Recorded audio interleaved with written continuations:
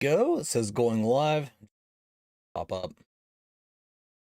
Well, hello everyone, and welcome back to For the Minions, the weekly show where we talk about a variety of third-person MOBAs. This week, Ethereal announced that they're going to have a playtest coming pretty soon.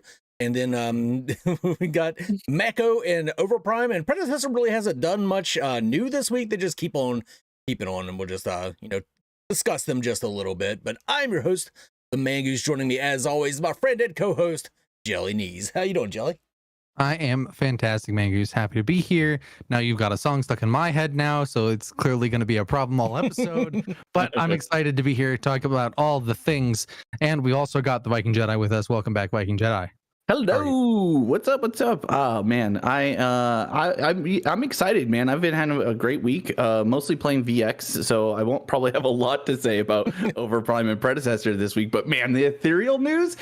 So hyped, dude. I watched the video today again, just like to get everything fresh for the show, and like, oh man, I am so excited. I can't wait to see what everything that's been done, because obviously we've gotten a chance to peek at a lot of things over the last year, but now finally getting to put our hands on it and have like other people put their hands on it. Some people are going to be trying this for the very first time, like Dapper Dice, for example. He's been so amped since we brought him on the show to be able to, he joined the Patreon like that same day. Like, so I'm so excited.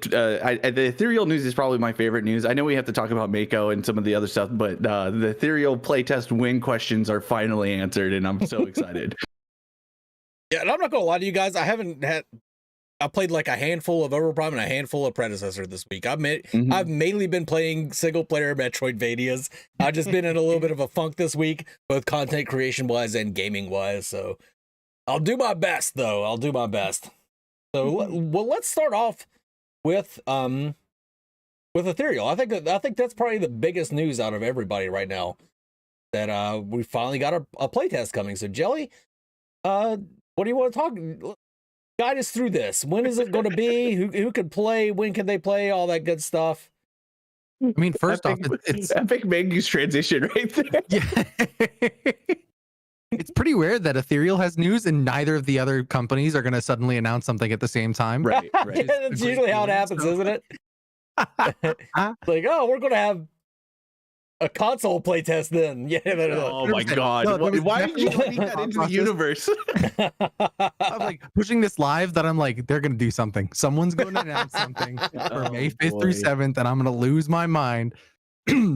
No, but so yes, there's going to be a new playtest coming on May 5th through the 7th. It's a Friday through Saturday, Friday through Sunday, with an early access day on May 4th for any Patreon subscribers, both old and new. So you don't need to be currently subbed to the Patreon. If you've ever subbed to the Patreon, you're getting an early access day to that May 4th test. And there's an even earlier early access day, the Saturday before on April 29th, for those same Patreon people as well. So again, old, new, live, not live, whatever it is, they'll be getting access to those 2 early access days for these tests. Love it. And I mean, and us, right? Like, and us. Yeah, totes. Well, Mangus is a Patreon subscriber. So yeah, so if you guys haven't played Ethereal before, I think as far as what to expect from Ethereal, if this is going to be your first time playing is this upcoming playtest, I would say it plays more similar to Predecessor than Overprime, but has even more oddities than Overprime, like having edges on the map that you can launch people off of or knock people off of or just fall off of, and having to kill different monsters to create portals on the map to better assist your rotations and everything. There's a lot to learn with Ethereal, but I think just laning phase wise, it's a lot like Predecessor in that it's a bit slower than Overprime, but once it kicks off and the team fights start, that's when they really start. Then the other thing too, though, is when you're in lane, never think you're alone, because they do have these Sky Slayers that can swoop down out of nowhere and take you unawares. Very much that. I mean, Mangoose is a short on his channel of him jumping off a fire lane, going down into void with Leah flying, and just being like, and yep, thank you for that kill, and flying back away afterwards. Like, Jesus Christ. I think if anybody who's not played is going to be similar to me, is getting used to the 6v6, having two junglers that you're kind of having to track and work around, not to mention just the map and the levels of it. The farming and everything like that, buying items and all those things, I think will come pretty natural for most of us who've played any kind of MOBAs, but it's the actual gameplay loop and playing around that stuff that's going to really, set the floor pretty high for a lot of people. So I think the main thing that I will preach is patience. Like these first few games, maybe the first day is going to be brutal for a lot of people, but stick it through, man. You will, and pick a champion that makes sense for you. Don't worry about it too much. Like just focus on like a myth or two that seems fun. If you are a brand new jungler, just go for it. Who cares? Like, I hope that most of the community is going to be on board, that there's going to be hopefully a lot of people that are new, and we're not going to immediately flame them and make them feel like idiots, me included, because I've played the game, but not very well. So I'm like excited to get into it, but I hope that everybody will be understanding and patient, because it is a hard game to get used to. But once you get the vibe for it, you can be like Mangoose, throwing people off of cliffs and stuff and killing them, which is great. Or just getting destroyed by Fumo. I would. Oh yeah, guaranteed. If Fumo's on the enemy team, sorry. Just when that 12 minutes hits, yeah, you know what to do.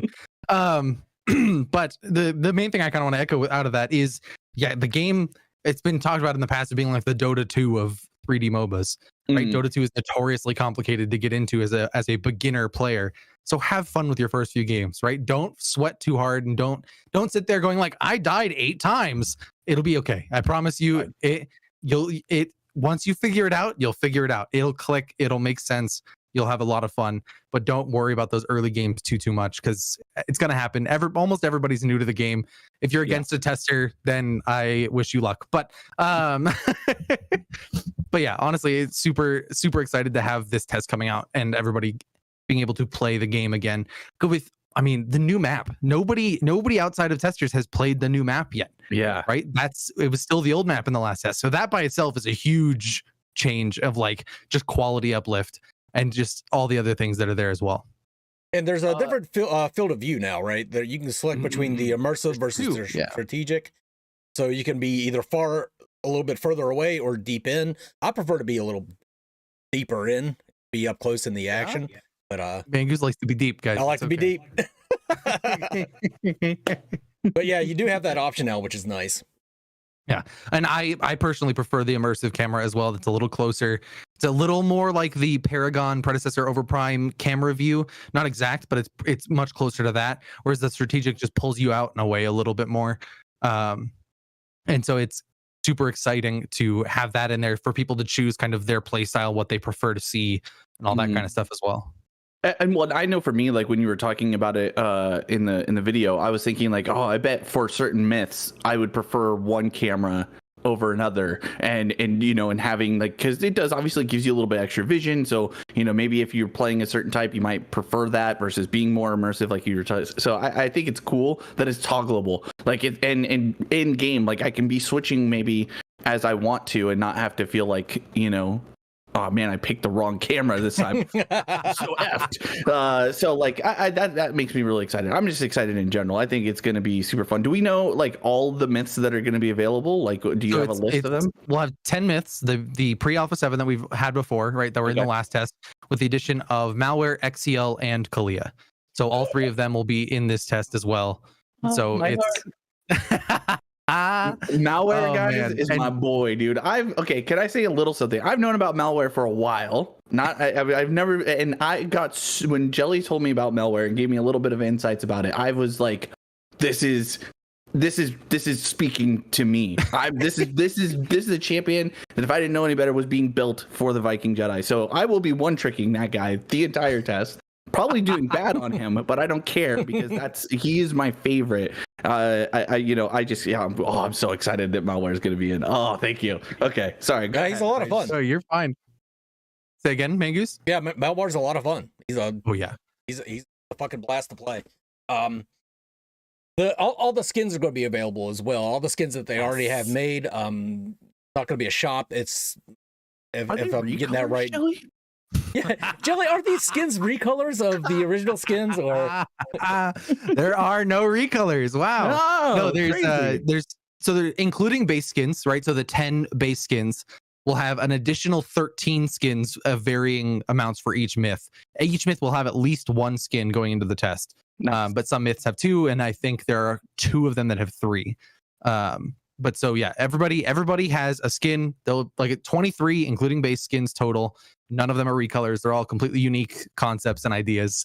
So it's incredible. And Armadillo hit what I was going to say as well. There have been some changes to malware that have made him so much more fun. It's ridiculous. Oh God. But yeah, so I can't wait for you to see that. But yes, skins for everybody. They'll just be unlocked by default. When you're in Myth Select, you can just select which skin you want going in, and you'll start the game with that skin. Blood Hunter hit the question perfectly because it is in the video. You guys need to go and watch it because Jelly does a really good job of explaining everything that's coming. But there is controller support for Xbox. No, to an extent. Unfortunately, to an extent. Yeah. Go ahead, Jelly. Limited controller support. Yeah.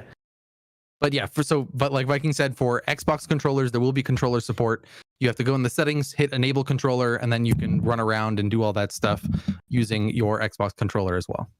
But in order to like use the shop and stuff, you still have to use mouse and keyboard, right? Correct. So when you open settings menu and the shop, those 2 things will still need your mouse in order to click and select those things. We have not added that functionality into the controllers yet. Like I said, it's fairly early, but we wanted to make sure at least the playable aspects of moving your myth around, abilities, the whole 9 are there for you. Nice. Yeah, that is really nice because a lot of people like to. That's their much preferred input is.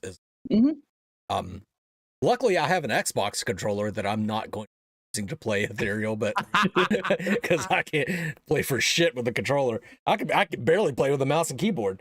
But yeah, I mean that's really good. It's really good to see. I like that option is going to be there for people who at least in the action play with their controller. And like who cares if you have to use mouse and keyboard to select items and shit.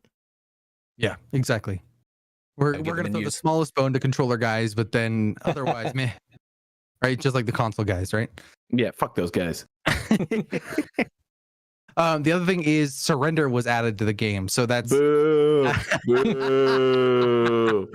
Weak mental. One of those things that, like, reading it, I was having a hard time not laughing because I was thinking of the 2 of you reacting to me saying that surrendering was going to be in the game.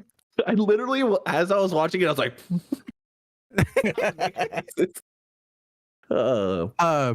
So it's 12 minutes is when you can start surrendering. You'll need a full team to agree in order to surrender. And then after that point, now I can't remember if I said 15 or 20 minutes, but then you'll need a simple majority. So 4 out of 6 people. I think it was 20. Okay.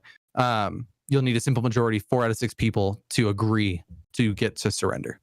I really hope, and I think it's a good, because in the video you hit the nail on the head. Like sometimes games just aren't fun, and if you're not having fun and you want to get out of that game, it's understandable. Even though we give people a hard time for for FFing.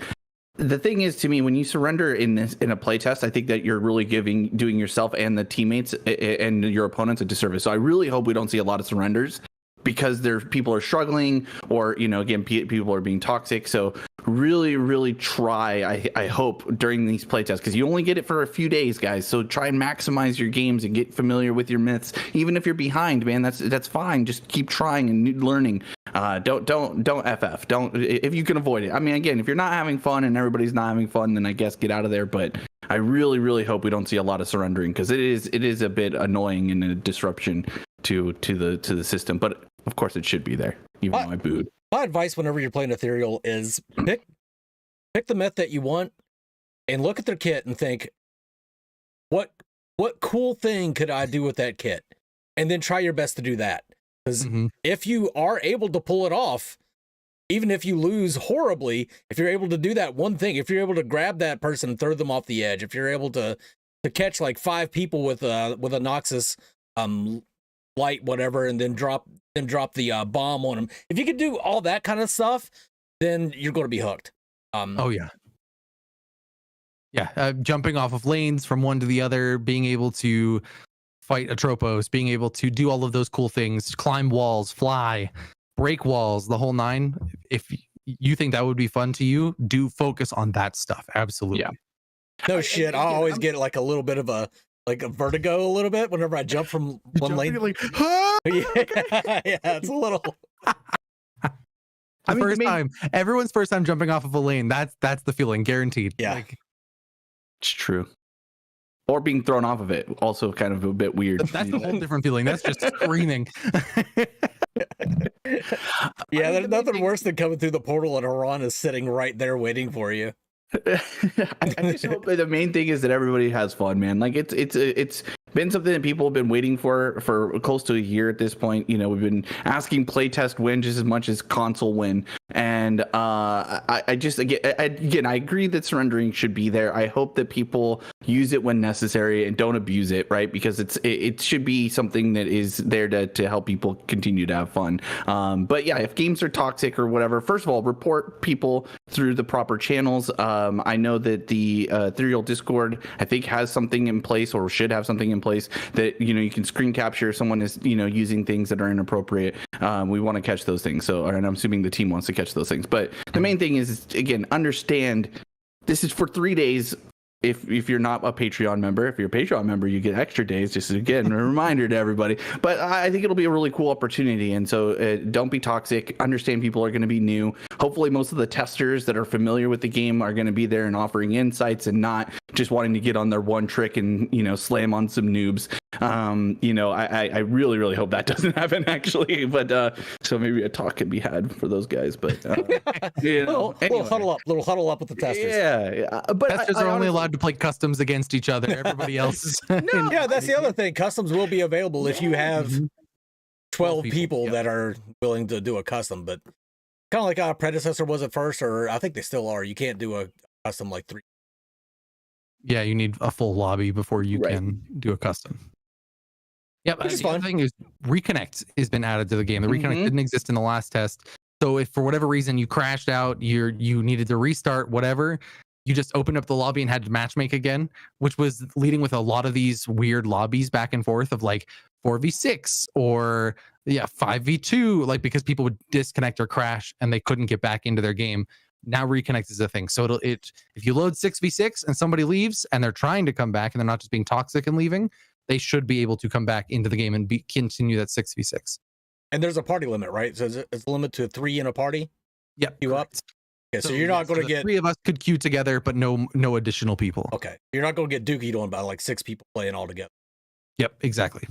That would feel. and just as because I know you say it in the video, but obviously people have already asked in chat. Where's the server going to be located? It's Central US. There you go. So it's an NA server, but it'll be Central US. It's Ohio, I believe, is where the server is itself. So. Oh, nice and close to me. Nice. Just far enough away from me that I can complain that it's ping that is causing me issues and not anything else. That's the only reason. It's not a skill gap. I just have poor ping, guys. Yeah. So as Armadillo just said in chat, it's going to be their own launcher. It's not going to be coming from Steam or Epic Games or whatever. So you just have to get on their website. Yep. Yeah, and we'll go into more detail about how you can download everything and all that beforehand as well. Right on. Nice. Yeah, that's you want to just throw out the dates again real quick, Jelly, before we switch up? Yeah, so it's the first early access day for Patreon members is April 29th. It's a Saturday. Then it's May 5th through 7th for the main tests, with an early day for Patreon members on May 4th. And that's, again, Patreon members old and new. So you can be subbed right now, or you've subbed anytime in the past. You'll get access to those early Patreon days. I'm stoked that you picked Star Wars weekend. You know what I mean? So we can go with it, dude. May the 4th be with you. Yeah, maybe I'll get a little bit of a buff. You know what I mean? Being Jedi, or as Chad has pointed out, sometimes a bit Sith-like. Still use the Force. I still use it, baby. Let's go. Yeah, Houston, you asked in the chat, will it be streamable or under NDA? It will be streamable. So anybody can stream, make content, the whole 9 yards. Go ahead. Exciting. So cool. Okay. Tell your friends. Any final comments before we move on to Overprime? If you see me against you, I'm sorry. If you see me on your team, I'm also sorry. So there you go. Same. both for very different reasons, but yeah, same. Don't you see me against you is because you looked up. I will be on the. Don't pick malware if I'm in your lobby. He's mine, and I will play him in any lane that I get assigned to. It doesn't matter. Oh God, I would love to face malware in off lane with Talos. Fire lane is my favorite lane. So, all right, well, let's switch one over to Overprime. So we talked about it last week that they were going to be adding Maco. They have added Maco. I have not played him at all. Period. Like I said, I've only played a handful of games in both games. I've played against him, and I can tell you he's elusive as fuck, and with his small hitbox, he's pretty hard to hit with damn near everything. So that's one benefit to Maco. You guys actually have played him. What do you think? Super fun. So fun. It's wild. Like I honestly, damage or anything else aside, just the funness of Mako's kit is insane. It's better than the vast majority of the other characters in Overprime in terms of just like pressing buttons feel really good. Everything you do, you're like, yeah, like let me go do the thing. And I think that's a great metric to have on a new completely IP character, especially. I felt it's exactly the same way. Like one of the things we talk about sometimes is like that both teams put together like a safe first IP character in Xena and Huntress. I feel like Mako is not a safe route to go. His whole kit is very different. Lots of opportunity for skill expression, and not so difficult that his entry is like unattainable. I do think it will take a few games to kind of get used to him. I mostly played him trying to see if he's solo laneable, like so I played him in the off lane. Not really lane dominant as a damage dealer, but and I was telling the guys this before the show, is what was cool though is when we got to team fights, having a support and me as a secondary support that also does a little bit of damage and healing and all that stuff was really, really beneficial in the team fights. And his ultimate, oh my gosh, dude, his ultimate is one of the coolest things that, and not only does it just like from a thematic, like just looking at it roll across into areas, like it's still a little weird to kind of figure out where's it going to break, because sometimes it like has like some weird terrain interactions. I think they're going to work some of those bugs out, but like his E flip in is also really freaking crazy. Like I don't expect it to go as far, but you also get a little roll boost, like you get a little speed boost, and you can use it to go forward or to keep running, or you can use it to go back towards somebody and catch them off guard. It's so freaking fun, dude. One of the funnest things. I'm not a good player on him. I don't think I'm great on him, but he just was so much fun to press every single button. Jelly hit the nail on the head to me. He's like fun level 10 out of 10. Skill expression, I think he's maybe like an 8 or 9 out of 10. I think that really, really good Maco players are going to make him look freaking busted. And then your average players are just going to make him look okay, like he's fine. I still think Decker's probably the best support. Maybe Muriel is in conversation there again. But with Maco's ability to disrupt, heal, not really a great damage dealer. I know that some people think that he can become damage. I haven't seen a build that really makes him super damage heavy. But anyway, very fun. I wouldn't take him into solo lane unless you have like a very organized team. Keep him in the support role. That's it. That's all I got for him. Jelly, what are your thoughts? Do you have any more thoughts on him? Yeah, he's balls to the wall, pun intended. I mean, like it's insane. How like Viking said, we've talked about how safe both Xena and then Kira are in Predecessor and Overprime before. They don't really change things up. They don't really push the envelope too much. But Maco is the exact polar opposite. Like it's like, oh, now his basic attacks can also displace people. And let's make it so that his Q is like a mine that sits on the ground. And let's do like, or it blows up on impact. Let's make his E this insane dash ability that he can then move afterwards. Let's make his ultimate grab people and push them into walls and then heal everyone that's around that's an ally. Like just, let's give him a flat heal. That's another one. Like just insane, insane the amount of stuff that Maco can do that is different from what anything else we've seen out of both of these games and even Paragon in the past. Mm-hmm. So it's really, really cool to see. And I'm excited. Mako, even though it's a support character, right? Super fun. I probably won't play him too much because that's just not my role.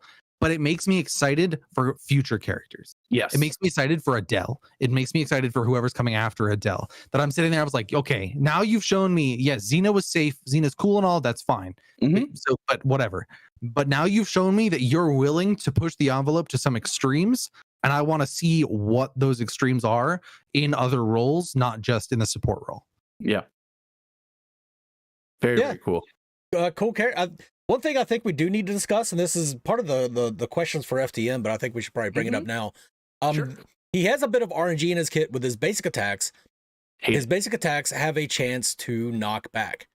I think the question.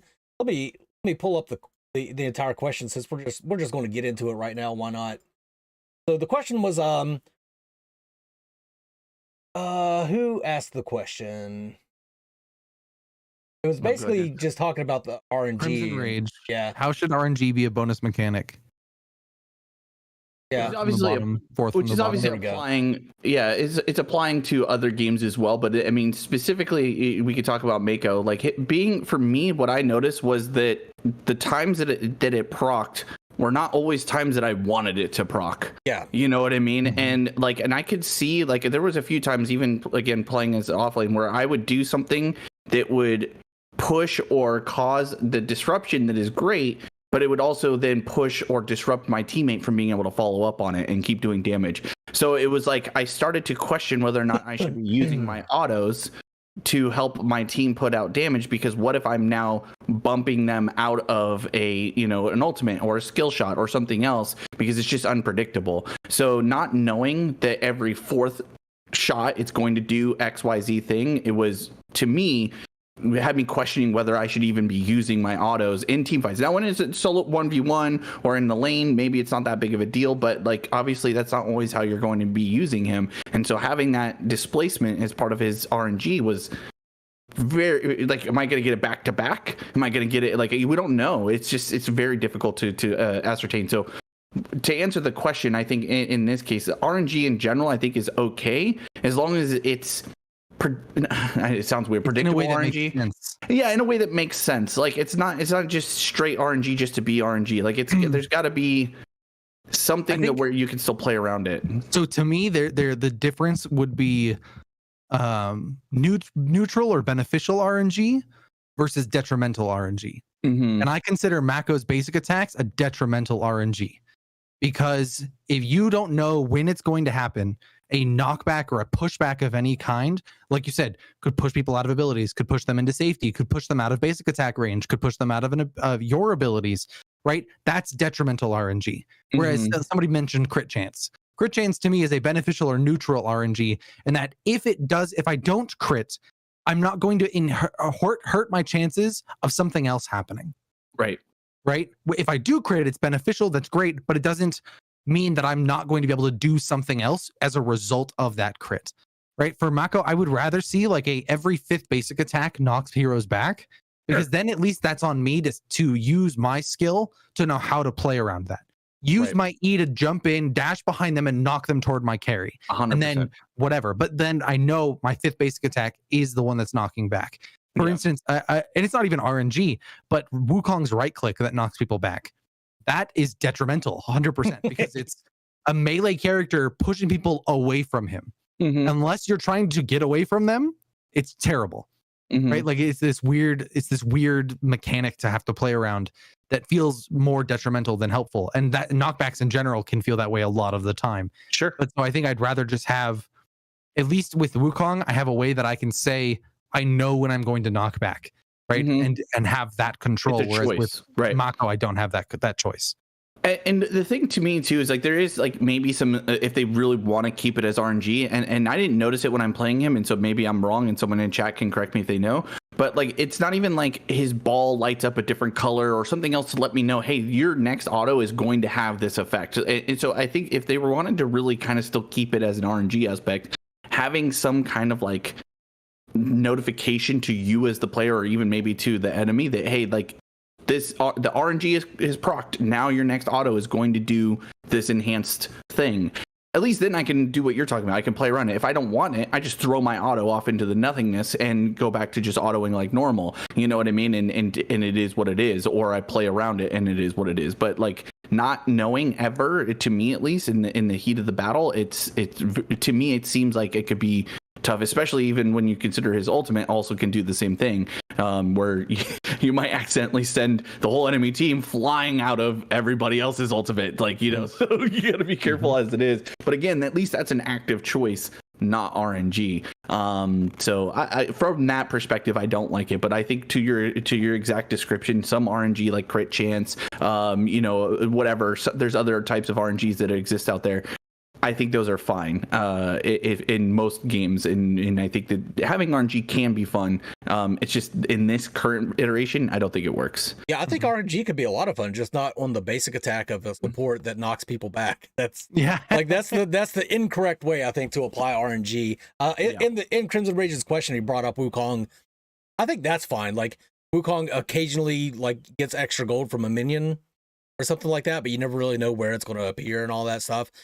I think that's fine. Like, I actually don't like that they made the Prime Spirit Guardian, not RNG. Like it always spawns the same deer every time. I liked it better when it was RNG and just didn't know what Prime Spirit you were getting at each time. Like, I think there's a lot of good things with RNG, and there's ways to play around RNG. Otherwise, you wouldn't have like Magic the Gathering and Hearthstone existing. Like, those games are all about maximizing the chances that RNG, not completely negating them, you could never do that, but maximizing and finding outs through RNG and stuff like that. So I think it could be a lot of fun. Just again, not a knockback on a basic from sport. That just like I'm just imagining right now Jelly being enraged because he finally got somebody in his Kalari ultimate, and then Maco just hits them with one basic attack and they're out of his ultimate. And not even like trying to be nefarious, right? It's not like they're just trying to do damage. Yeah, it's not like Mangoose using Steel Q every single time I use my Kalariel. No. It's purely RNG based. Like I can be mad about it, but I can't really blame the Mako player. How am I going to hit my bull rush? How am I going to hit my bull rush if they're not locked into place? Still? Yeah, I don't know, Mangoose. But no, yeah, it's like I said, I consider it like a detrimental RNG because of its effect more so than the RNG itself. Right. I mean, there was the same argument in Smash with, I think it was Princess Peach, right? She could throw random items, and sometimes one of them was like super OP, and if she got it back to back and the RNG was just in her favor, it was just like, well, I just lose now. Or you're sitting there spamming and you're throwing shit the whole time, and then all of a sudden it's like you lose it because of it. So yeah, I'm not a fan of that stuff, and I think they ended up changing that eventually. But like, it's just that style of RNG, while it seems maybe cool on paper in some kind of development talk, I just think in execution over a long term is more frustrating than it is good. And I don't want people having to make choices of like, I'm not going to auto because I don't know when I'm going to do something that's going to cause a disruption for my team or for my AD carry or lose us that opportunity to do something. Again, in isolation, like in my 1v1 when I was in solo, I never cared. I was just like, I'm throwing autos no matter what because I'm not disrupting anybody but myself, possibly. You know what I mean? But I would imagine as a support, you're like, should I auto? I don't know. They probably aren't even thinking about it, which is actually even worse because it's like they're just throwing, and if it happens, which again sucks. Anyway, I think we beat that one up. Yep. As far as the other Overprime changes, they changed some items. There wasn't anything substantial, really. No, not true. I told you guys, Wukong, those 3 items that got buffed for Wukong, he's a fucking menace. Oh yeah, Wukong has been destroying games the way he used to at Paragon now, whereas if you leave him alone, he's just going to push to the core and win. He can backdoor like nobody's business, which I think was his identity, but to in my opinion, it's too far. Like he's just unstoppable at 3 items, really, and just you can't do anything about it. I had a game where a guy was literally just tanking the Nexus with no minions by himself, ending the game, and there was nothing we could do about it because a lot of shot or abilities are ground based, so you can't do anything, especially while he's up in the air. And there's a build, a lot of people know about it, where you can just almost infinitely stay up in air and continue to get your ultimate autos off. He's a menace right now. Ban him in all your comp games. Have fun with him in quick play because you can just destroy your games. But no, and because it doesn't matter if you lose lane, you just have to wait long enough to get gold and enough to get your items, and you just push it and win. It's insane, which is what I had hoped would exist to an extent, but this to me is too far. So hopefully they'll kind of bring some of that back in, and it's the items, not so much Wukong himself. It's just the items that they can buy to be able to enhance his ability to do that exact strategy. I'll probably have a lot more to say about the item changes and the hero balance changes and everything after I've played the game a lot more. But like I said, this week I just haven't touched either Predecessor or Overprime. Unfortunate. It happens. Yeah, I do think that there was some good itemization, and SoulXCloud's talking a little bit about it. There were some changes that were your typical cookie cutter builds are no longer exactly that.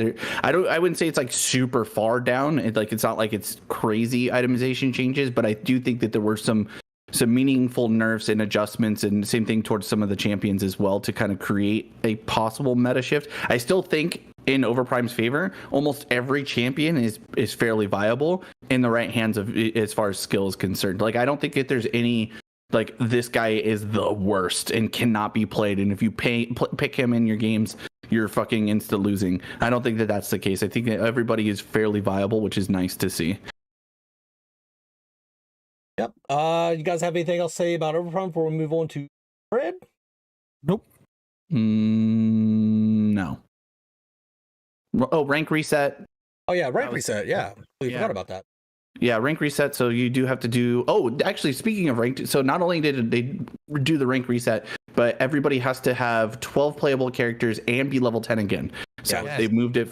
They moved it back. So you shouldn't have to worry too much about new players, in ruining your games. But I think at this point, most people will probably have gotten to that level. But at least it's nice knowing going forward that everybody has to hit at least level 10 before they can go in. So I just think Overprime has lost so many players over the past couple months that it ranked versus quick match is just it's rough to get ranked games.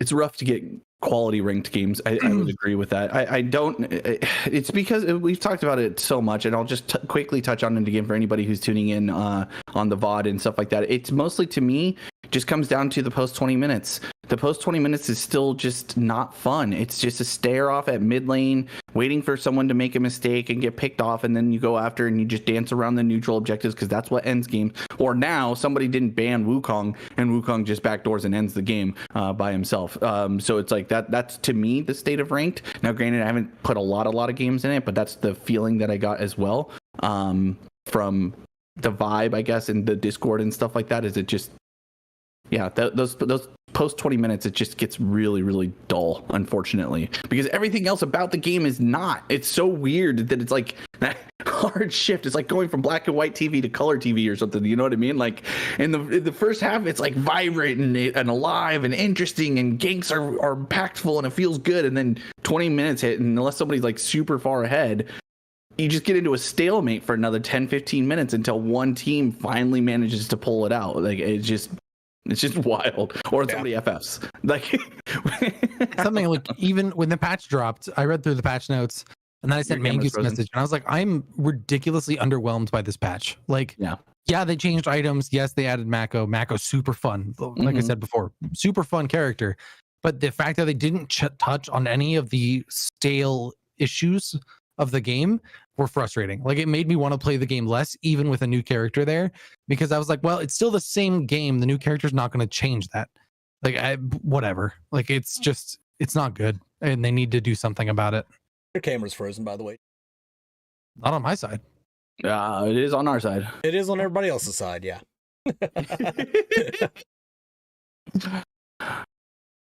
But yeah, it is. Okay, we ready to move on from Overprime? I think so. I mean, I guess I'm just sad because I think it's got such potential, and it's so aesthetically pleasing. It does bum me out. I don't know what the changes can be, but I hope they figure it out soon, because I want to play it. But I think we're all kind of in the same boat. I'm not really, other than trying it to be able to talk about it for the show, and just, for my own experience, obviously trying to get, see how Maco feels and how Offlane feels and stuff like that. It's not enough to keep me wanting to grind in every single day. And I know we're going to talk about Pred soon, because there's something to be said in that same regard for them. I think for both games, I'm just lacking in a feel of like pulling me in to want to log in and put time and energy into it. And like you and I both, especially, we don't have like normal full-time jobs like a lot of people do, so we really have no other excuse other than just not wanting to go into these games and spend a lot of time in them. You know, and I think like guys like Soul Reaper and his team of guys who put together a ranked mode themselves in their own Discord are also trying to, like, you know, find some way to encourage people to be playing more games, and it's still not enough. Like I and I'm not trying to throw anybody under the bus, because I think what they're doing is great. But this maybe could be a little bit of a transition into Pred. It's like those guys are putting together a actual ranked queue for people to be able to play in, and they're still struggling to get people to play because I think the game is just not enough to warrant people wanting to spend a lot of time. You give them a ranked grind, and the game itself isn't fun enough, or it's too tilting to want to put a lot of hours into. And I'm not entirely sure what either studio can do immediately to improve that. Like, I do think that Pred has done an amazing job, patch over patch over patch, of improving the game, making it slightly better each time, and all that's, but it's still not like enough for me to want to grind it and like make it my main game or anything like that. You know what I mean? So I don't know. Speaking of Pred, we really don't have anything for Pred this week. They're just keeping on. I think it's starting to come down to the people that know how to play Kira versus the people that don't know how to play Kira. And there's been a lot less Kira picking overall, but people that are really good with her have really shown how she can shine in a game. Like, she is she's quite good. I don't know, like as you were talking about Overprime and Predecessor and everything, I think I played them a lot more than you, just overall. Just this week I just didn't feel like playing them. But I think in December, when they first both released, I was about 80% Overprime, about 20% Pred. Yeah. Now it's shifted to where I'm about 70% Pred, about 30% Overprime. I'm like 60-40. I've probably played more Pred in the last few months than I have Overprime, for probably similar reasons of what you're about to discuss. But it's more of like a 60-40 for me. It just all comes down to their fangtooth changes, really. I mean, that was really about the biggest complaint I had with the game. And they're also making certain abilities a little quicker.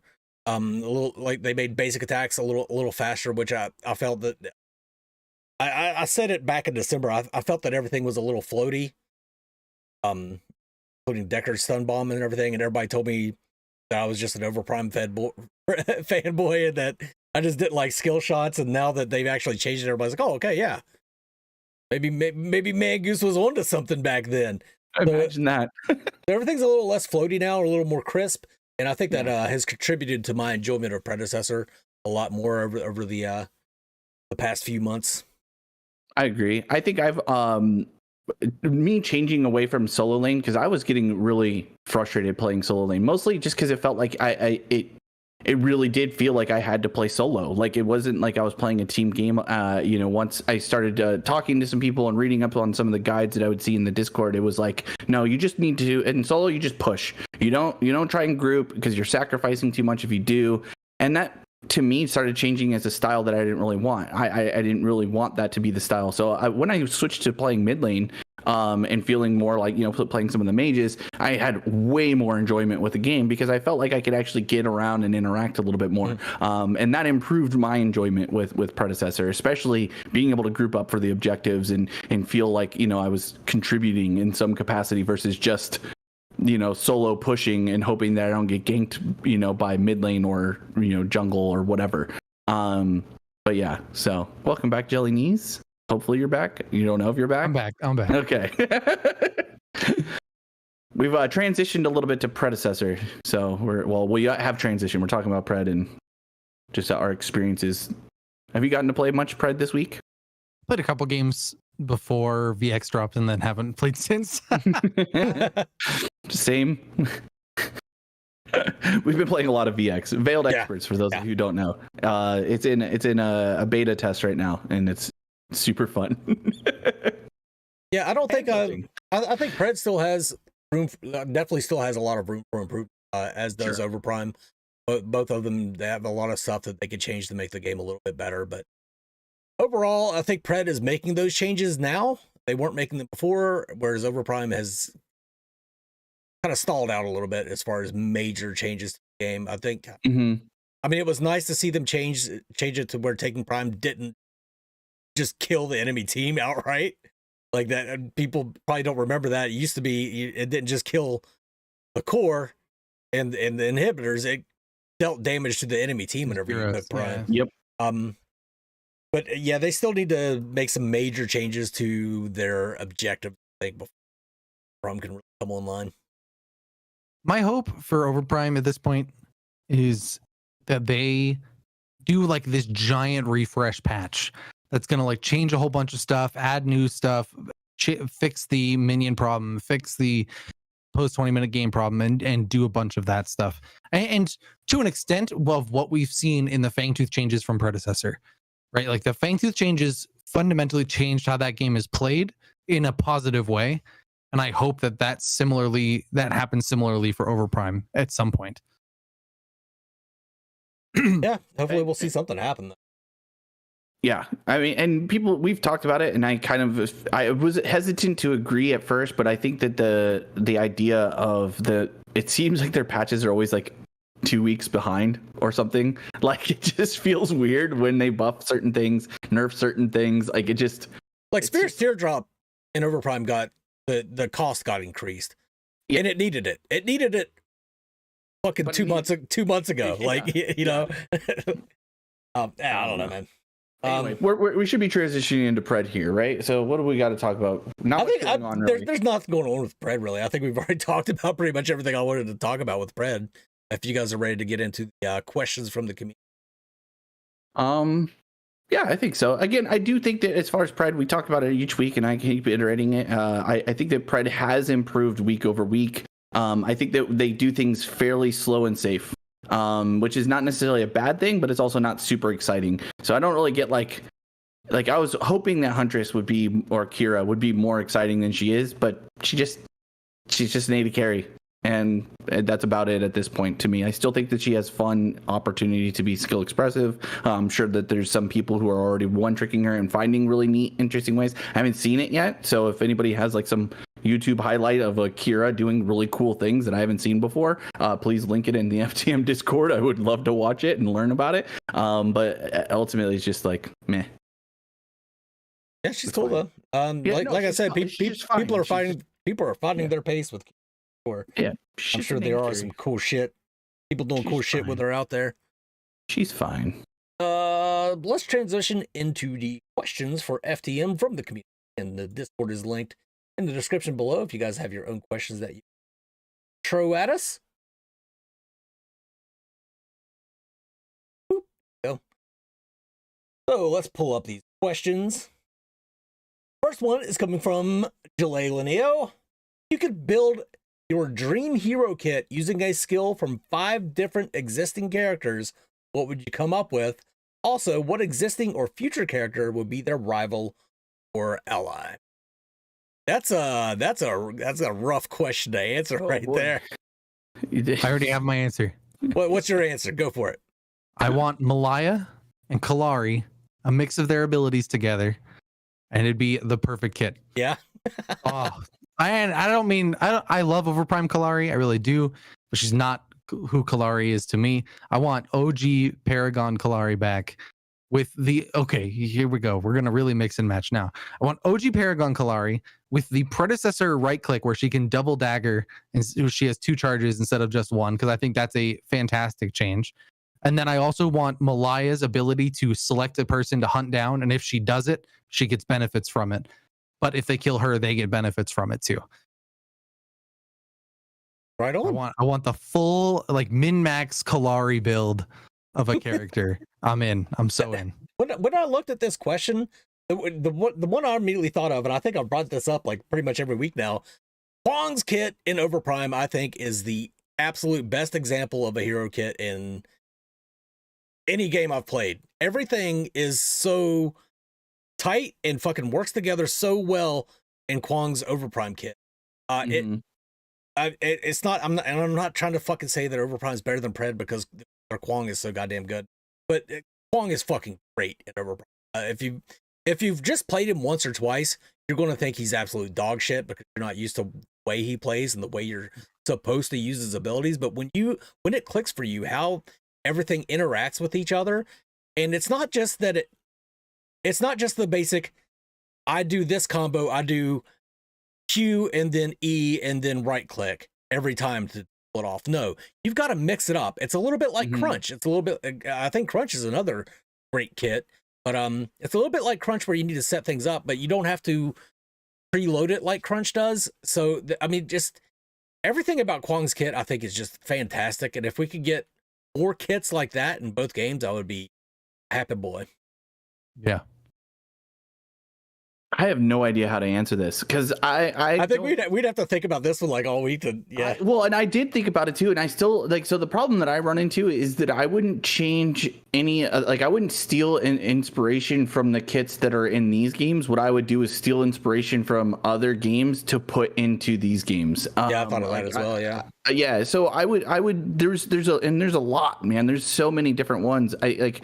For me, one of my favorite characters in League of Legends that I like, when I really started trying to, get better at the game because it forced me to pay attention. It's not really like lane dominant in the normal sense, but it's Malzahar. And what you do, so Malzahar uses, a damage over time that when it kills whatever it is or is attached to something that dies, it bounces to the next thing, and it can bounce to minions and it can bounce to champions. Very hands off as far as that, but it made me think about the game because I had the time to think about it because I didn't have to worry about laning quite as much to focus on the rest of the game. So I started focusing way more on, where's my jungler? Is there ways that I can help them? Which lanes are pushed up if I want to rotate and use my ultimate? So like, I kind of wish that there was more of that style because he's very easy for most new players, but it gives you that opportunity to expand your thinking on how you play the game. So I would love to see that. I still also think that I don't know. There's so many games I think you can HOTS has really, really cool kits and characters in the way that they design them and then when they hit their power spikes that they could steal inspiration from. So to be honest, I don't think I have just one. I think there's so many that do you know I'll steal one. World of Warcraft Rogue. No game has been able to capture what it felt like in vanilla Rogue. I thought when I went into MOBAs, I'd be able to find a Rogue, and I haven't been able to. I think a Kalali. Oh my gosh, I had a Kalali and I had a Kalari and a Kali in my head at the same time. A Kali from League of Legends maybe kind of gets the closest in the way that you use your combinations and energy and stuff like that. But I think that would be really fun if one of these MOBAs was able to create that essence of playing a rogue. I think that would be really neat. But I also really hate stealth characters typically in MOBAs, so I don't know how that would work. But yeah. Anyway, Kalari does a little bit of it, but it's still not quite the same thing as playing a rogue. A little bit. I think it'd be really fun if one of them could introduce the concept of Cho'Gall from HOTS, where you have two different players on other sides of the world controlling the same hero. Yeah. That is such a cool, just off the wall concept, and I think it would work in a third person environment. You'd have just one person, the tanky guy, controlling movement. The other person is just all about placing skill shots and doing.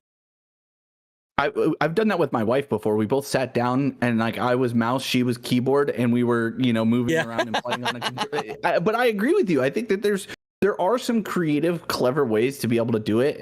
Does it make it viable in the highest of competition level? Probably not always, but it could make things fun and interesting. And I'm all for.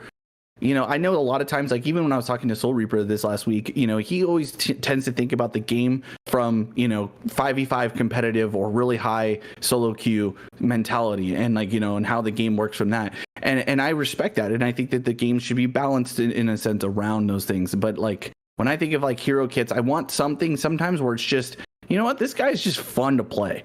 Who cares? Just let it be fun for fun's sake. And to be honest, Maco does that a little bit. He's fun for fun's sake, and so that's exciting. And I think he can be viable higher up. But I think a character like what you're describing in HOTS, are you typically going to see that in pro play? Maybe not. I don't know. I don't know enough about HOTS pro play, but it sounds fun. It sounds like a good way to tilt somebody off their computer, though, if you're controlling it wrong. So. I don't know. Anyway, sorry, I'm beating this one up a little bit, but I think it's a really interesting question. But I never could come up with a full kit that I was happy with that was cohesive. which is also probably shows to these devs how difficult it can be to come up with new and interesting kits, because it's not so easy, I would imagine. What I always found funny about Cho'Gall, like, he's a two-headed ogre. He has two heads, and the heads in game argue with each other constantly.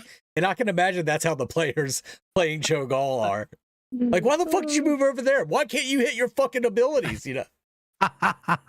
True. Well, that's like just playing in general with Jelly. He doesn't even have to be. He doesn't even have to be controlling the same character as me. I bet he wishes he could be sometimes, though. That's.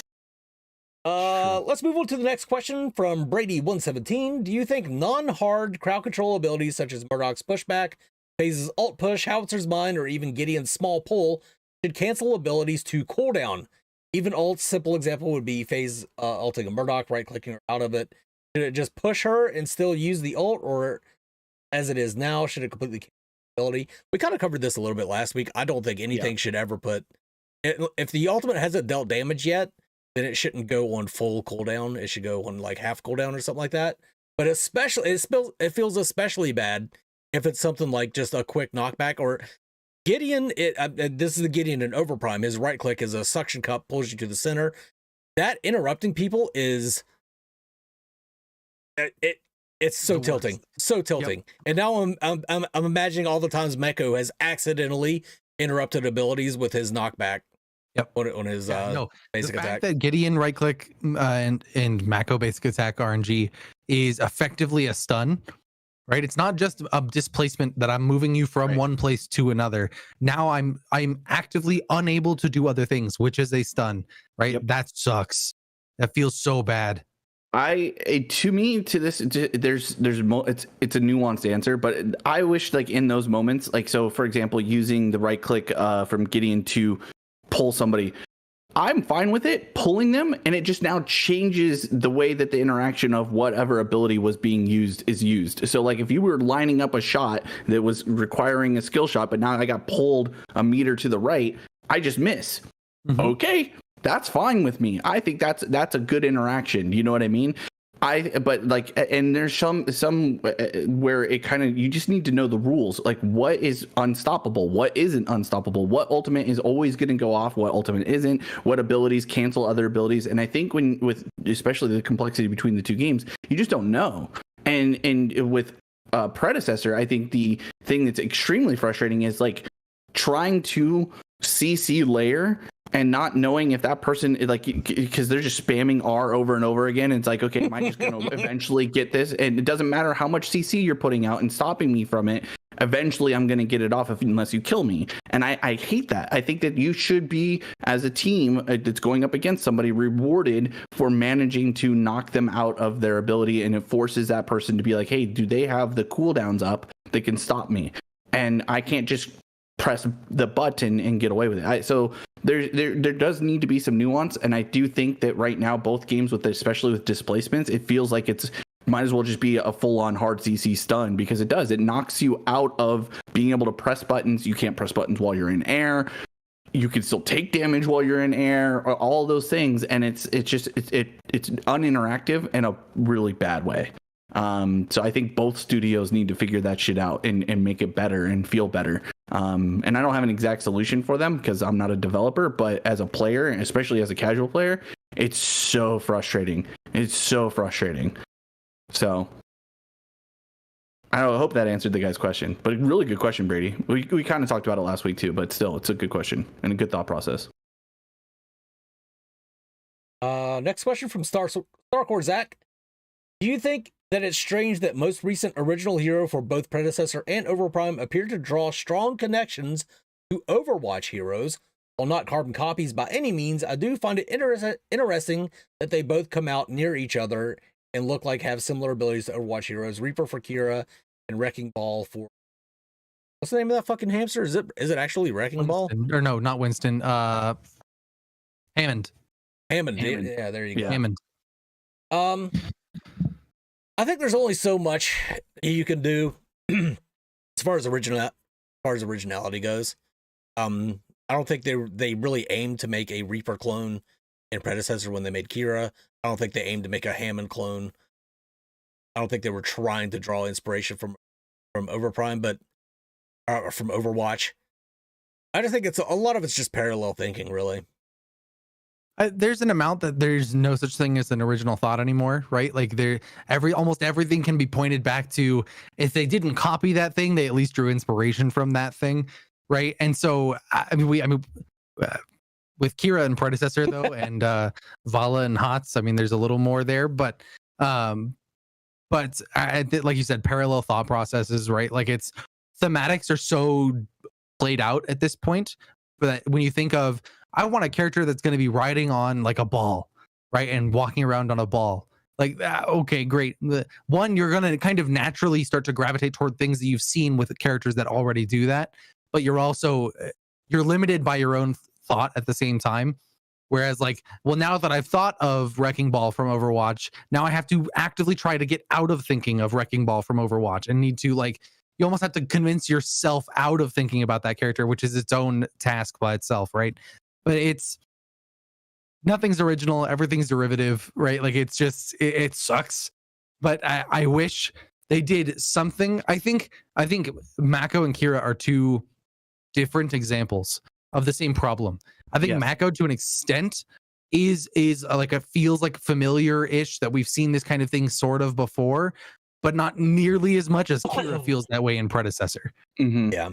Right. And so are they both on that spectrum? Absolutely. But one of them is significantly further on that than the other. And I think is a bigger problem I think there should be thresholds where you're like, is this similar? Yes. Is it the same? No. Whereas Kira is over that threshold where like, it's not only similar, it's the same in a lot of ways. Right. And that I think becomes problematic. Yeah. I mean, this question, it made me think of immediately the South Park episode where the writers were basically making fun of themselves that Simpsons had already done it first. So every good idea that they had for, their episode of South Park, they couldn't figure out that, Simpsons already done that. Simpsons has already done that. And it's like, fuck, okay. So they made a whole episode of how Simpsons has already done everything. And it's to me, it's apt to these situations. You're going to run into situations where, for whatever reason, you're going to be like, oh, that's just like such and such game and such character. I think where the problem becomes is where it gets a little too on the nose, where it feels like copied homework.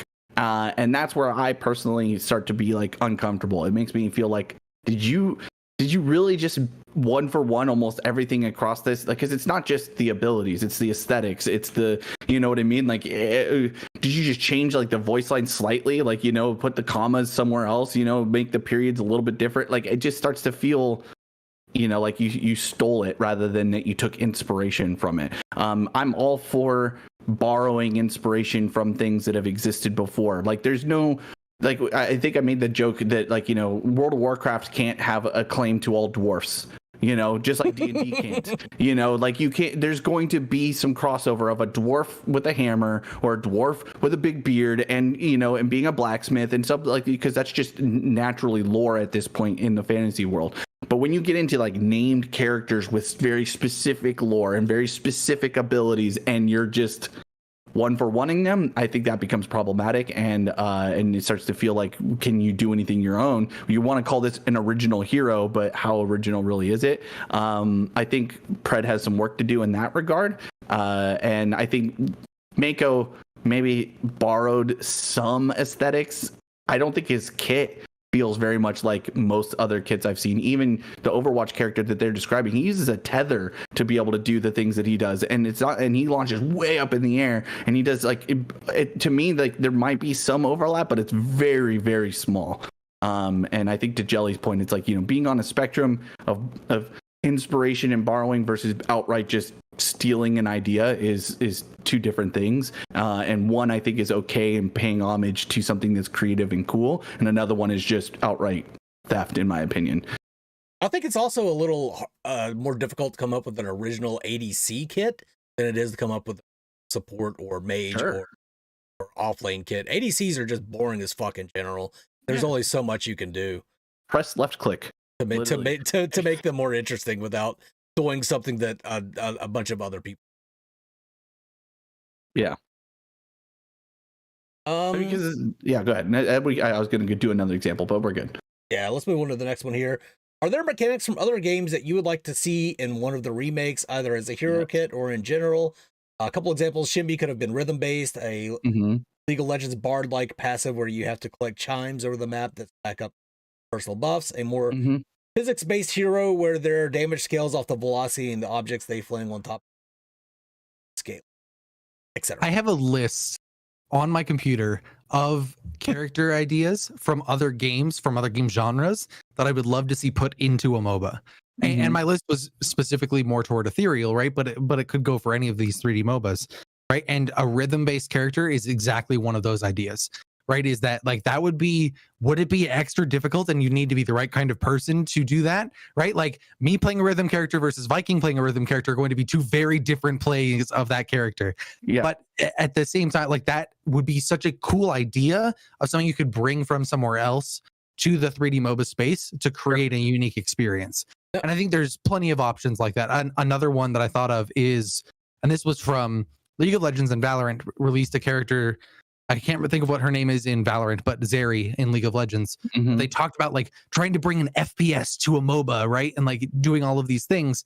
And I sat there and I was like, well, why in 3D MOBAs, why wouldn't you just bring an FPS to a MOBA? Like, why wouldn't you put a first person camera on a character and that's how that character plays, right? And they have their own buffs and debuffs accordingly because their camera's in a different position, but that could be a unique experience, right? And I'm not even talking about balance wise. So like there's plethora of issues balance wise with that kind of stuff, right? But just the pure like fun for fun's sake, like we said with Maco earlier, right?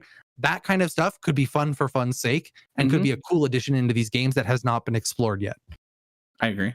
Now, I would love when we talk about for fun modes too. That was one of the ones that I think I threw out when we talked about it like months and months ago. A first person mode. Like imagine playing a lot of these characters in first person versus having to play them right now in their third person state. Like how much would that change things if you were playing each of these characters in first person? Like I think it would be so fun. It would be really interesting to see. But I agree with you. I think that. Oh gosh, man, there's so many that like my favorite of the ones he listed was a physics-based hero. I agree with you, Shimby being rhythm-based or something like that would be super fun and I think could be really interesting. I think there's a lot of creative ways you could go about it. But a physics-based hero I thought was really neat because one of the things that we talk about a lot, and especially in these 3D MOBAs, is utilization of space.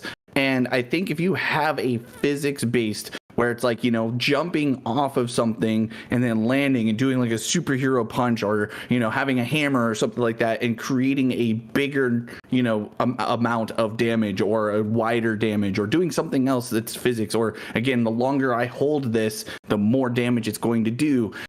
Those types of things, I think are severely lacking in both games and could, in my opinion, be implemented in a way that would be fun. Wukong, right? Right now we talk about like, you double space and then he launches up and he comes down. If there was something that was more like, oh, if I use this ability that gets me up in the air first and then switch to doing that and doing my double space and I come down with all that extra force and someone happens to be underneath me, I do like almost an execute worth of damage, like that would be really interesting. It'd be really cool in a team fight. I think there are opportunities in all roles. I know AD carry we talk about tends to be like, and I mentioned just a second ago, like left click only. But other games, now granted, they're not 3D MOBAs, and that's where the difficulty comes. But like League of Legends AD carries are all, for the most part, very interesting. They have very interesting kits, but it's top down. So you get a lot more opportunity to express yourself in a top down MOBA versus a 3D MOBA. So the challenge is really hard for these devs to come up with some of those interesting kits that appeal in a 3D space versus a top-down space, and I don't know, it's very difficult, but I do think that there's chances and opportunities. The rhythm-based one sounds really fun, and I would be terrible at it, but it would be fun. Now, when you guys are saying rhythm-based, I'm not real sure what I'm thinking is like BPM or like Metal Hellsinger, where you have to hit on the beat. Sure. I was thinking Crypt the Necrodancer was my thought process behind it, but basically the same idea of it is a beat-based character where you have to do things, or rather you benefit more from doing things on beat versus off beat, right? Because and even Bloodhunter, I'm glad this question was here as well, because Bloodhunter said something earlier in the chat that made me kind of have another one of those thought processes. Is for Ethereal, I want a hero like Zerg from StarCraft, or like the Zerg from StarCraft. Ooh. Right? And that in my head, I was like, what if you put like a top-down camera and made the person play it like an RTS from the 3D MOBA perspective, Right? And again, balance nightmare, right? And this is purely like stream of consciousness. But that was the thought process that I went of like, how could you even begin to start doing that to offer a different perspective, to bring a different style of play into the game if you were going to go that route and try and go like really balls to the wall out there and switching up how the play styles can work. Yeah, I know for me, when I thought of rhythm, one of the games that, because I'm not a rhythm-based player, games, because I typically am really bad at them, but one that I've really enjoyed was called Hi-Fi Rush. It's a game that kind of recently came out. You're not punished necessarily for doing it off rhythm, but you're greatly everything is greatly improved when you manage to put your rhythms together and do things on rhythm. By the way, if you guys haven't played Hi-Fi Rush, very enjoyable game. It's quirky and fun for everybody, I think. And they have ways to improve it for those of you who are rhythm suffering like me, to make it a little bit easier to be able to make things happen. But anyway, I just think that there's a rhythm-based champion or a combo-based champion, like take like a fighter, you know, like I don't know. I just think that there's opportunity, and I would love to see these explored. It's really weird to me sometimes when I think about like our community week after week is coming up with way cool, fun, interesting ideas, and then we get like some of the most bland things from these developers, and I'm just like, come on, man. Do you need an idea guy? I'm just sitting around. I could be an idea guy if you need an idea guy. In fact, we're giving it out every week on here on FTM. Free ideas for you to do and implement into your games. Like, please. An overarching game mechanic that I think would be cool in both Predecessor and Overprime, and maybe even Ethereal. And I think this would also solve a lot of the problems with your offlane bullying with ranged heroes, is the way Aragon used to do it, where you had to pick up your fucking gold, card points, experience, whatever, off the ground after it was dropped. Force that Murdoch to have to walk forward to actually get anything out of that, out of being able to bully that offlane. And correct me if I'm wrong, and maybe this is just one of the iterations, but the other thing was it was based on last hits. If you didn't last hit, then it was dropped on the ground, and if you did last hit, it could come to you directly. Yeah, I love that.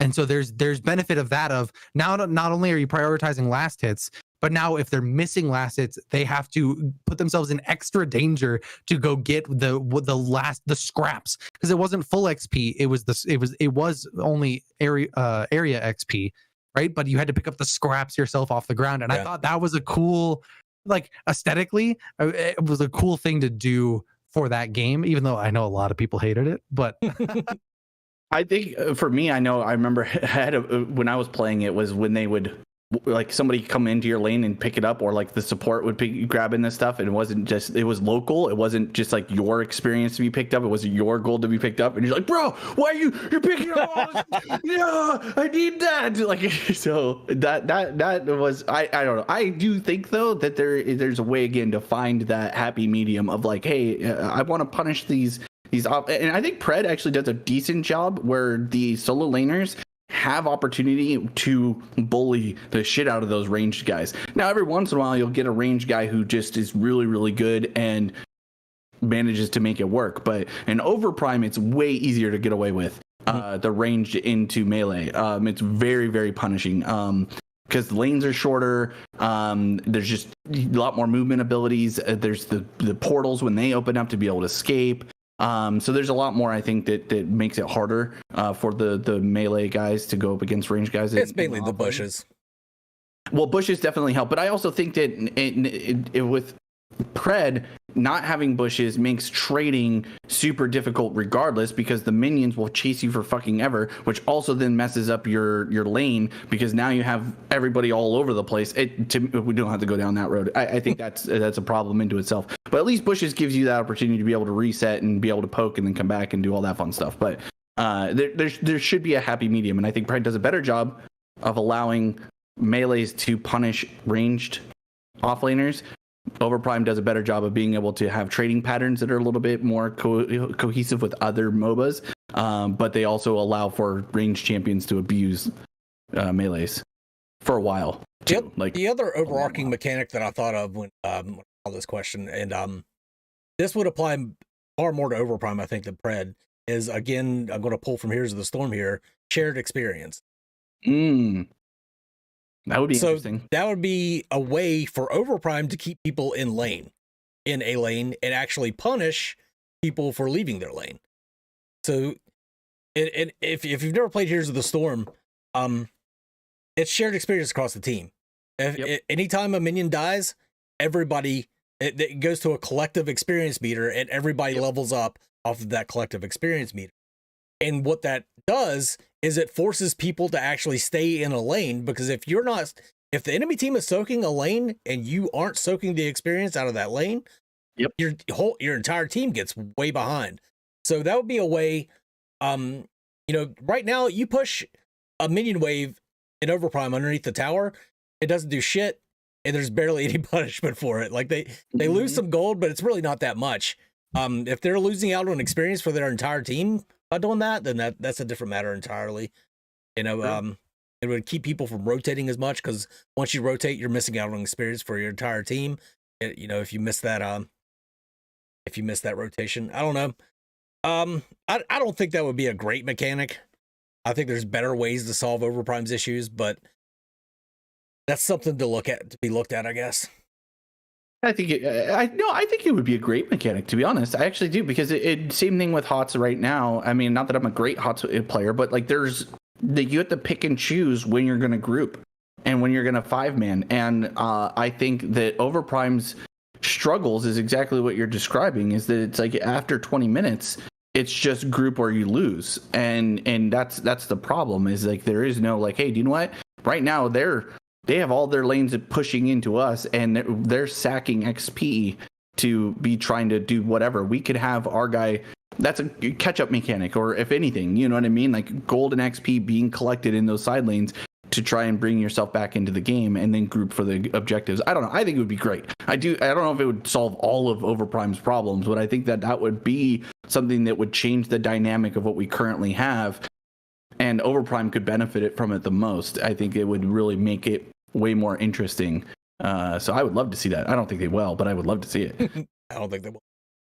No, they need to do something though. Fuck. Let's move on to the final question here from Crimson Rage. Where should either game stand when it comes to complexity? Lots of great feedback ideas, in my opinion, get immediately downvoted by players in both communities due to being complex, difficult for new players. Will adding complexity to the games, especially during early access, be detrimental to success? Is simplifying gameplay mechanics or lowering the skill floor a better course of action? My answer to this is, if you're not introducing a complex mechanic because you think players don't get it, then However, I also think there's absolutely nothing wrong with having less complexity in a game if it adds to the fun. I think you can go both ways with this. Purpose, right? Like, don't add something to be complex just for the sake of being complex. Right? Like, that's a terrible way to do it. Right? You need to. So if you have something in your game that's complex just because it doesn't have a reason to be complex, then you should be simplifying that down. Right? Because there's no reason for that. And there's an amount, and I think this straddles the line between those two things, that active items are, like I said, right on the line of unnecessarily complex versus complex with a cause or complex with a purpose. Right? Like, and it would really come down to item. What could this really just be a passive instead? And we're just telling people to press a button because, or should it be because it's so strong or it's so whatever that it needs to be an active choice for the player to use, right? Like that's an example, right? And so I think complexity is okay, new player base or not, as long as A, you have ways to instruct on that complexity, and B, it has purpose in being complex. Right? Stance switchers are inherently complex because they effectively can have two entire kits in one character that you have to then manage back and forth depending on what you're trying to do. That is complexity with a purpose, right? That is not just complex to be complex, right? And I think that's where these games need to figure out what they want to do and what purpose their complexity has, and then look at that to either simplify or expand on their complexity. Good answer. Why? Yeah. Thank you. I thought about it a lot because everyone talks about how complex Ethereal is. Right. And I think, while I definitely think there are places to improve that the complexity does not have purpose, there are a lot of places that the complexity does have purpose. And I think that is most evident in the class system, right? The class system is going to inherently make the game more complex. Malaya can climb walls, Leah can fly. Why can't they do the other? Right? That is, but there's reasons behind it, there's purpose behind it, there's balance behind it. Right? You've given that complexity a reason to exist, right? Whereas you can do other things that again, I go back to the active versus passive items, right? Ethereal's all passive items, right? You can find other ways that, great, we made the class system, which is making the game more complex, but let's simplify in other ways where we're going to make our items all passives. Right? And let's find ways. It's a balancing act of give and take. Of, you don't want to just endlessly add complexity into your game. You want to find ways that if you're going to add complexity, you want to make something else simpler, so you can keep that balance on both sides as well. I think you answered it pretty much perfectly. The only thing I'm going to add on to is the fun value. Like, I think people are going to put up with a very complex idea if they're having fun. If the complex idea is pulling away from I'm having fun, then it's a bad idea, because then only the most hardcore are going to tough it out to learn it. And there's an argument to be made. Okay, well, we want only the hardcore to benefit from this complexity, and okay, that's fine. But I think that to this question does a disservice to the new player, right? If you're going to focus on trying to make the game as fun as possible and have people investing their time and energy into it, the limited amount that we all get as human beings, make sure that it's fun. I think that's really where it comes down to. Jelly hit the nail on the head for almost every aspect of it, of where, don't make it complex just for complexity's sake. Like, just have fun with it. Is learning, like in the myths, for example, being able to fly. I mean, that sounds fucking fun to me. Even if it's complex, if I have to learn, like, when is it the right time to do certain things? Sure, but I'm flying around a fucking map and doing some cool shit. Like, I'm learning how to do that, or being able to climb walls, or break down walls, or, execute this kit versus that kit, using these items versus that items. Is it all fun for the player experience, and as they grow in that complexity? It's to me, that's where it really comes down. Is the player leveling up? Are they learning, like, and I mean leveling up their skill? Like, is it something where they can be introduced to it over time? Is there a base level, entry level version for just people who are like, I want no complexity, but I want to play your game because it looks cool. I want to get into there and do nothing where my brain has to do more than rub its two cells together. Give me that too. Like, it's again, I think where a lot of games run into problems is complexity for complexity's sake. Like, it's just like, why do I have to manage all of these things? It is so frustrating, and like, it's so annoying, and so if you're having those kind of complaints from your player base, you're fucked up. You need to do something else. A majority's sake. Like, if you have just a few guys who are just like complaining, well, you obviously discard those, but make it fun. That's all I have for this. I mean, another example I have of is actually reference to D&D, that when I'm DMing a D&D game, I have a personal philosophy that if I can't explain why a player shouldn't be able to do something, they should be allowed to do it. It's never going to be just because I say so, you can't do the thing. I have to have justification behind it. If you can't explain why a mechanic needs to be complex, it shouldn't be complex. Yep. I think complexity should breed opportunity, and the less opportunities created by that complexity, the less likely you should even have it in. Again, I'm going to go back to Kwong's kit. Kwong's kit in Overprime is very complex, but because of that complexity, you have the opportunity to auto cancel, to deal extra damage to auto cancel, to escape, to engage. That complexity breeds plenty of opportunities. Whereas if you had something like, if you do this certain set of things on Gideon and then do something at the right time, his Q hits way harder. All you're doing is introducing a complex system to make his Q hit harder.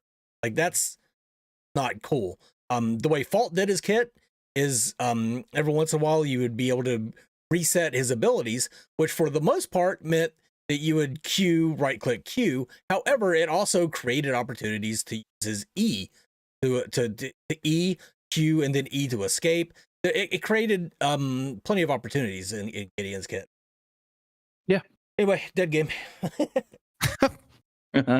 Well, yeah, but I think bringing that up is also a good thing, because it's like, okay, were there moments in Fault that we can point to, and I'm sure you guys could point to it harder than I could, of where the game was missing that element of either complexity or fun, or was it complex for complex reasons that didn't need to be complex? Were there moments, and I know of a story that Mangoose could talk about, where in testing where you're spending so much time talking about a passive and whether or not people are going to understand said passive that you end up derailing the opportunity to address real problems and things that need to be fixed. And again, I think that where sometimes devs get in their own way and they start to think that they have the right idea versus what the players want. Players don't know what they really want. They're just waiting to be told what they want. It's just it's a fine line that I feel like the devs really need to do to find those complex interactions that are fun and engaging and keep people wanting to play,